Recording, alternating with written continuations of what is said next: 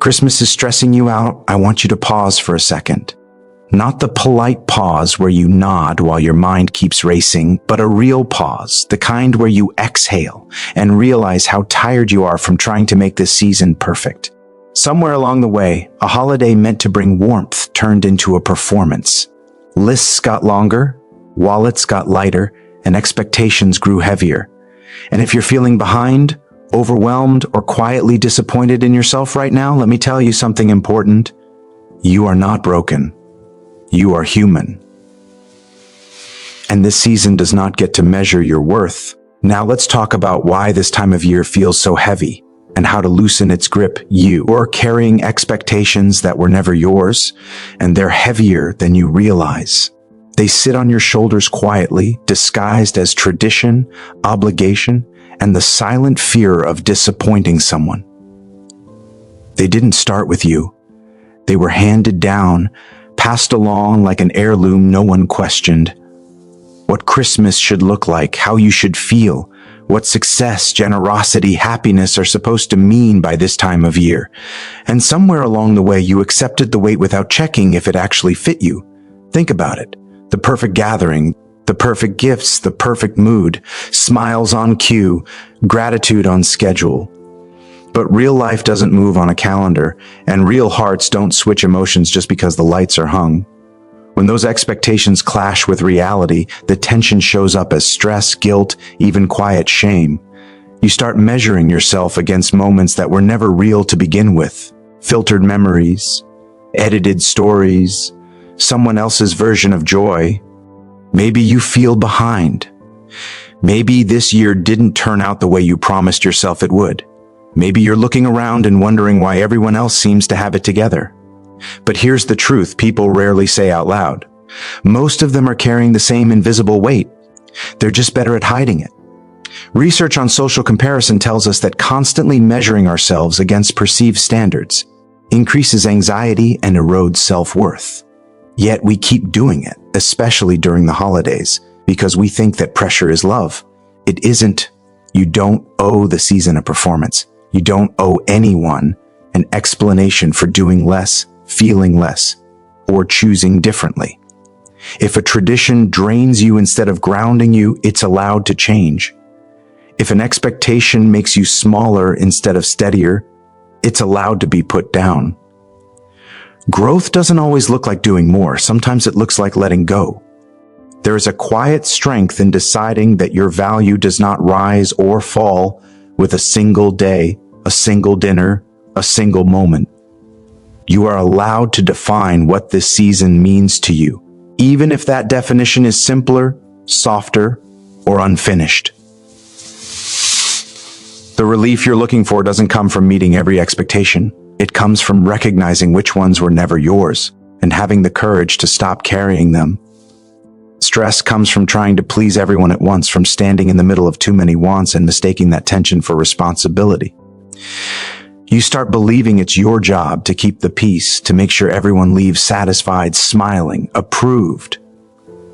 So you stretch yourself thinner and thinner, saying yes when your body is saying no, nodding while something inside you quietly protests. It feels noble at first. It feels like love.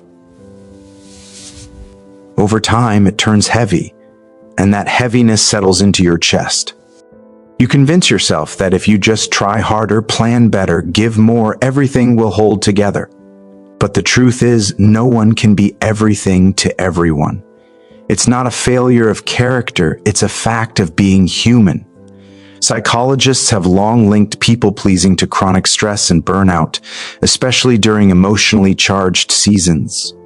When you make everyone else comfortable, you often do it at the cost of your own peace. And peace, once lost, is expensive to get back. Think about how this plays out in real life. You agree to attend every gathering even though you're exhausted. You buy gifts you can't afford because you're afraid of being judged. You swallow your feelings to avoid awkward conversations. On the outside, you look generous and reliable. On the inside, you feel resentful, invisible, tired in a way sleep doesn't fix. That quiet resentment doesn't mean you're ungrateful. It means you've crossed your own limits too many times. Here's the hard part to accept. Some people will be disappointed no matter what you do. That doesn't make you unkind, it makes you honest. Boundaries aren't walls, they're doors that decide when and how you give.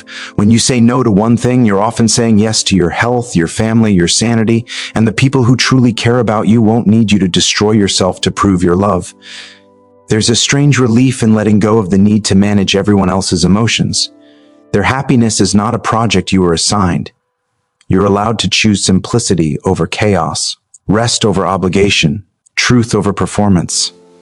When you stop trying to please everyone at once, something unexpected happens. Your shoulders drop, your breath slows, and the love you give becomes real again, because it's no longer coming from exhaustion, but from choice. Financial pressure is loud, but it lies.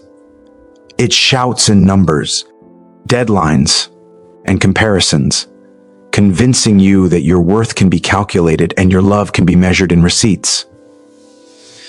During the holidays especially, money finds a way to speak over everything else.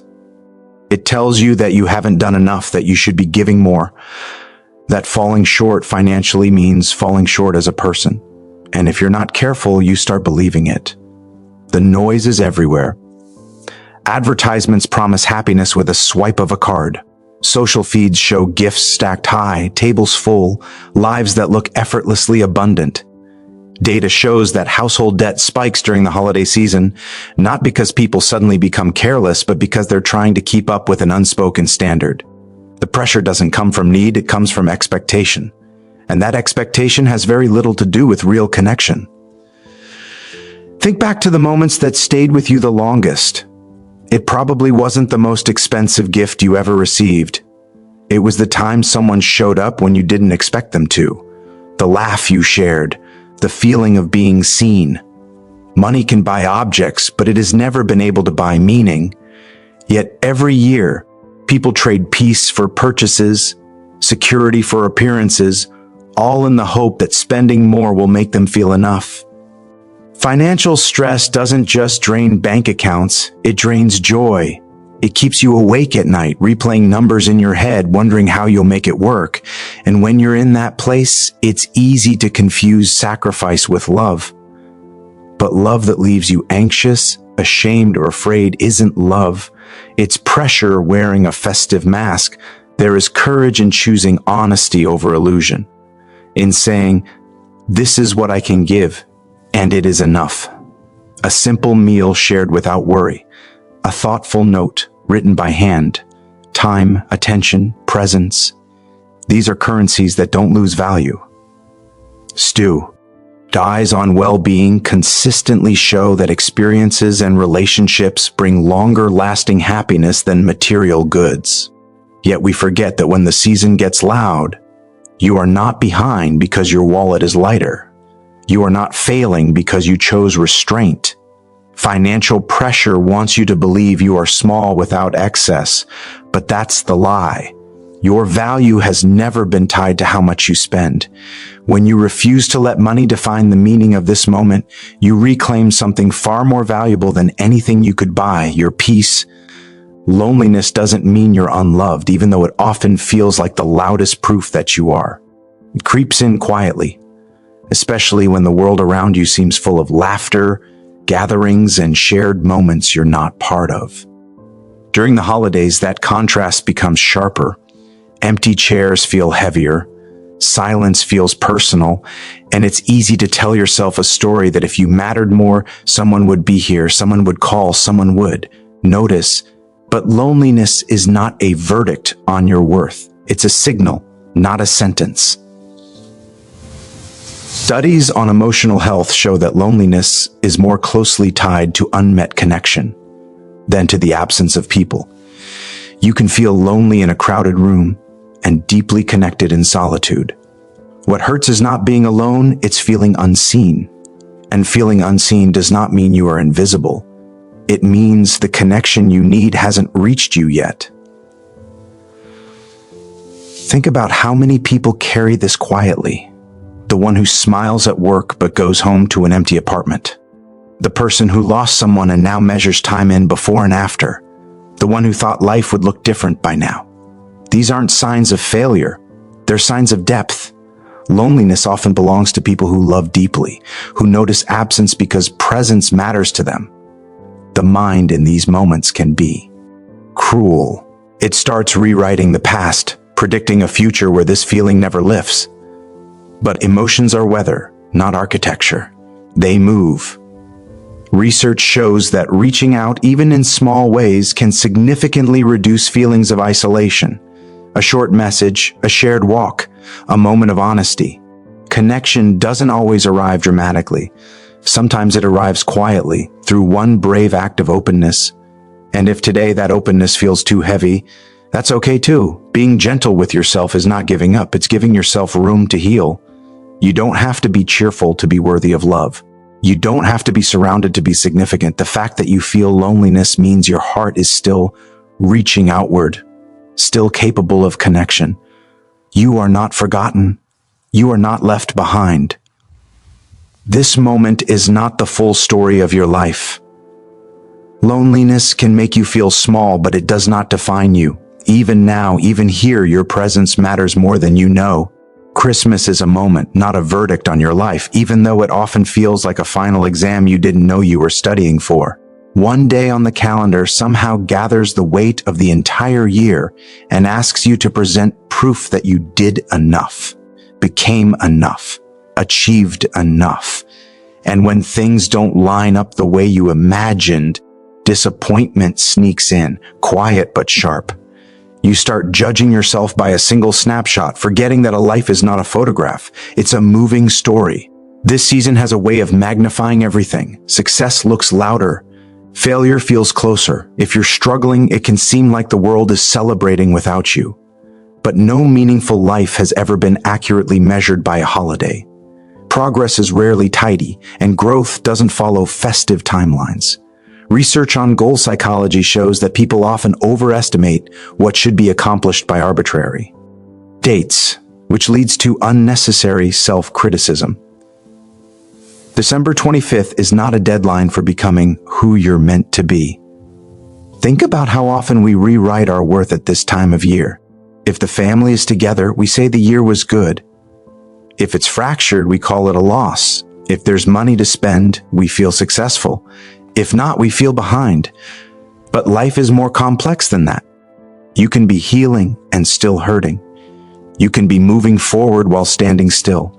You can be proud of yourself even if no one else sees the progress yet. There are seasons meant for building and others meant for surviving. Some Christmases are loud and joyful, others are quiet, reflective, even heavy. Neither is a failure, they are simply different chapters. The mistake is believing that this chapter decides the ending. It doesn't. It never has. You are allowed to arrive at this moment unfinished. To carry questions instead of answers. To feel tired instead of triumphant. None of that disqualifies you from hope. A single day cannot erase your effort, your resilience, or the small victories no one applauded. When the lights come down and the calendar turns, life continues, offering new chances in ordinary moments. Christmas will pass as it always does. What remains is you, still becoming, still learning, still here, and that is more than enough to keep going. If this season feels heavy, let it be heavy without letting it define you. You don't need to fix everything tonight. You don't need to prove anything to anyone. Breathe where you are. Rest in what you've already survived. This moment will pass and you will still be here, wiser, softer, stronger in ways you can't yet see. Carry forward only what nourishes you and leave the rest behind. That is enough.